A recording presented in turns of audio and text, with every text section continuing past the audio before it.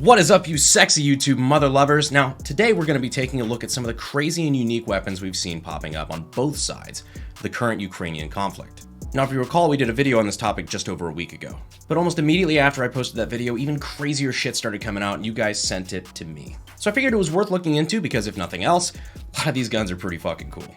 So I grabbed some of those photos and clips and I figured that we would look over them together. So right off the bat, we're seeing some old weapons surface. Now in our last video, you might remember this gentleman with a Mosin Nagant, who I mistakenly identified as Russian.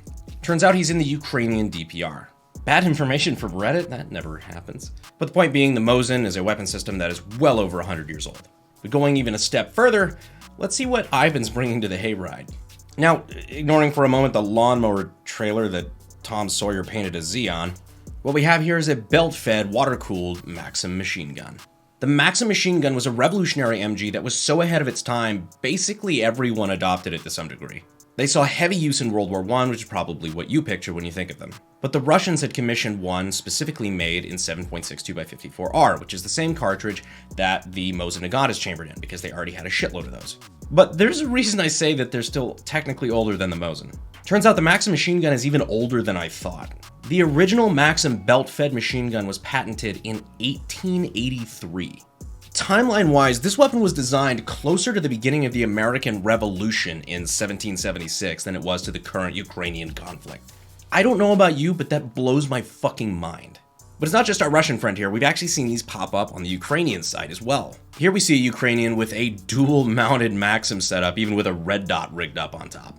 Which, seeing a red dot on top of a Maxim is fucking hilarious to me because the Maxim was only designed like 4 years later than Edison came out with the light bulb.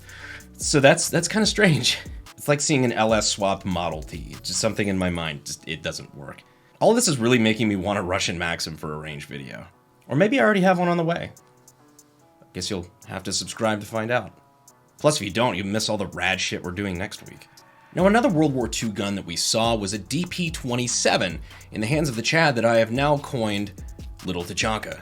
But earlier today, I was sent this photo of a DP-27 with some slight modifications. This DP has eliminated the need for iron sights by having a pretty seriously high-rise optic on top. Having an optic instead of crude irons kind of makes a lot of sense, especially considering some of the distances I've seen these engagements go to. A lot of early machine gun iron sights were kind of minute of trench. We also see a suppressor added to this particular rifle, which is obviously a fairly recent addition. Because when I think stealth, I think of 47 rounds of 7.62x54R out of a 100-year-old machine gun. Not even gonna lie, I'd rock it. But now let's go with something a little bit more modern. Very modern, in fact. Here we have a captured ASVAL. Now I can already hear what you're saying. Brandon, we did an ASVAL in the last episode. Yeah, but this one's a little different. In fact, it's not actually an ASVAL. Technically, the rifle that we're looking at right now is considered an ASM-VAL. You can tell because of the modernized features, which I'm assuming is what the M stands for. Like, for example, the railed dust cover that we have here instead of the traditional side-mounted optics. These are super neat because we really don't have any photos or videos of these. In fact, the ASM-VAL was only revealed, I think, a couple years ago, like a trade show or something. Some Russian military show where they were pimping out all their new shit. God knows how many of these actually exist, but it's kind of cool to see one in the wild. Now, the scope that he's using here might be a little optimistic for 9x39, considering this has like the ballistic trajectory of a 45 ACP, but hey, at least he's got optics. Still, very cool to see. Now, while it's cool to see everybody using Ukraine as an example of why gun rights in civilian hands might be important, but it's crucial to use that as an opportunity to remind everybody about why our gun rights are important, and specifically worth fighting for. And that's why I wanted to give a shout out to YAL, or Young Americans for Liberty. You might remember them from last year where I gave a pro-Second Amendment speech at their annual conference. Now, YAL wanted me to talk to you guys today about an opportunity to join into the fight for liberty, specifically by joining Operation Win at the Door. The program is dedicated to electing actual pro-2A representatives to fight for our rights at a state level. Now, if you recall, in 2020, I actually talked to you guys about Operation Win at the Door, and dozens of you guys signed up, and a couple of you are actually in YAL's national leadership now. And some of the candidates you helped elect actually helped us to pass legislation, such as constitutional carry being passed in Texas and a couple of other states. So if you want to fight for the Second Amendment, this is kind of a cool opportunity. Plus, they're fully covering housing, fully covering gas, which is fucking insane right now, and paying $12 an hour. So go ahead and head on over to yaliberty.org/AKguy to sign up to be a full-time election coordinator and fight for the Second Amendment on a state level. Now, back to Ukraine. Now, one of the things that I've seen floating around a lot is the video of this, I don't know if it's like a machine shop, auto repair shop, whatever, converted now to be a gunsmithing shop. Specifically converting guns that are taken off of Russian tanks and APCs and things and turning them into light machine guns that actually can be carried by infantry troops. Specifically the PKM. The PKM being the very iconic and prolific Russian light machine gun, also designed by Mikhail Kalashnikov, by the way. Technically the PK light machine gun that was later developed into the PKM, or the PK modernized, just like how you had the AK-47 and then the AKM. Now what they're doing here is they're taking the PKT, which is the PK machine gun modified to be, on a tank or, armored vehicles, and they're converting them to be kind of equivalent to a PKM, which is meant to be used by infantry. Since they're to be used on tanks, the PKTs do not have stocks. But what they're doing here is not quite as easy as it looks. They're not just grafting a stock onto a PKT. They actually have to change the entire firing mechanism because the PKT is meant to be fired from a tank, actually using an electrical solenoid, so there's no real trigger mechanism necessarily. At least not an exposed one that's meant to be fired by, somebody on the ground. They had to rig up an entirely new firing system to rig up to these things, and quickly, and frankly, I'm impressed. Ghetto gunsmith to ghetto gunsmith, crisp internet high five. But desperation being the mother of all invention, kind of cool to see what these guys have rigged up. Now back to something old again.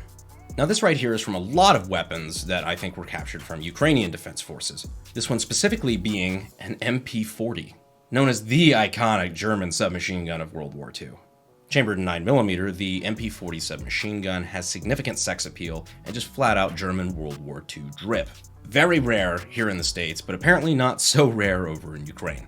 Now on the other side of the German MP40 during World War II would have been the Russian submachine guns, the PPSH-41, and in this case, the Russian PPS-43, which is what this Russian gentleman has. He describes it as, quote, taking grandpa for a walk. The PPS-43 being the Russian submachine gun that replaced the PPSH-41, designed by Sadayev. Still chambered in 7.62 by 25 Tokarev, which is kind of like a slightly smaller diameter projectile, but just kind of an all-around hotter pistol cartridge compared to the 9mm SMG. Is it old? Yeah. Is it functional as a modern submachine gun? I wouldn't fucking want to get shot at with it. Now back to something new. Here we have a man who I believe is fighting with Chechen forces who has a Zenith AK AK74. Now I'm showing this off again because this is just an example of what Zenith AK is. Zenith AK is like an accessory company that is based out of Russia that's kind of like, I guess, the new hotness for the AK. They were some of the first non-cringe aftermarket accessories because they actually held zero and things like this dust cover rail and everything, and they honestly just look great. So they've kind of stuck around ever since. They've got things like this PT-1 folding stock, which the Chechen gentleman also has. It's also, again, got the B33 dust cover rail for mounting optics. This one, of course, is chambered in 7.62 by 39, where the one in the photo is 5.45, but you get the picture. This is another interesting example of Chechen forces being better equipped than the average Russian ground soldier. Now, apparently the reason behind this is that some of the Chechen soldiers are known to be vicious fighters. They stand and fight instead of running like some of their comrades, which is why the Russian military invests money into them. So despite all the ideological differences between, Muslims and Eastern Orthodox country, apparently they're still very valued by the Russian military. Definitely strange, but also I think kind of interesting. We've bounced back and forth between old, new. How about something old and something new together? Kind of like an Instagram model with her 70-year-old sugar daddy. So here we have potentially captured weapons again, but on the left we have the CZ BREN, and on the right we have the notorious MG42. Bad Mustache Man's buzzsaw. Now, to be fair, it's really hard to tell just from this photo whether that's an MG42 or something like an MG3. It's a more modern variant, but it's basically identical. The only major difference being that the MG3 was built to comply more with NATO standards, so it's chambered in 308 instead of 8mm Mauser, like the original MG42. Either way, this gun is fully prepared to give your ass a real bad fucking time trying to storm Normandy Beach. And while this is a cool photo, I think it goes a little bit deeper, because I think this just about sums up what's been so crazy about this conflict as a whole. A lot of us, especially here in the West, are seeing war for the first time in a non-third world scenario. But even still, you're seeing all sorts of modern munitions, anti-armor stuff, aircraft, drones. But then in the exact same confrontation, you're also having guys that are carrying around weapons that are so old that their great-grandfathers could have easily carried it in the great war to end all wars. And while the reality of war is obviously very tragic, The significance of some of the stuff being used in the field is extremely interesting, especially to guys like me. And if you pay close enough attention, the irony behind some of the equipment being used is just dripping. But I hope this video was interesting for you guys, and if you didn't learn something, at least hopefully I didn't bore you. I know a lot of you guys mentioned that you liked breakdowns like this, so if you have suggestions of other stuff that you'd like me to break down, whether it's past wars, different things like that, and you'd like to have a breakdown of some of the small arms used, please let me know down in the comments. And again, if I haven't given you quite enough to convince you to subscribe, I greatly recommend checking out some of my other content. Could be cringy as hell, but you know you might just have a good time. And to my hashtag AKG notification squad, you're still the OGs. I love you. But anyhow, that is just about everything I've got for you guys today. Thank you for watching to the end. And as always, I will see you sexy YouTube mother lovers in the next video. Thanks. Fuel is my obsession to make the perfect weapon, like Rasputin's rise to the top.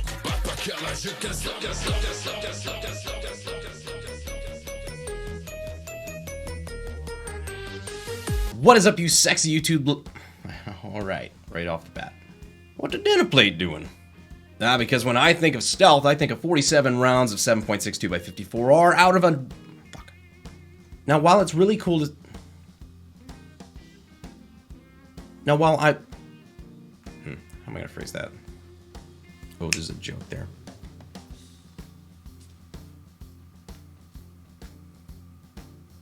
No good one. And if you pay enough attention, the irony behind some of it is literally dripping. Ooh, that sounds bad.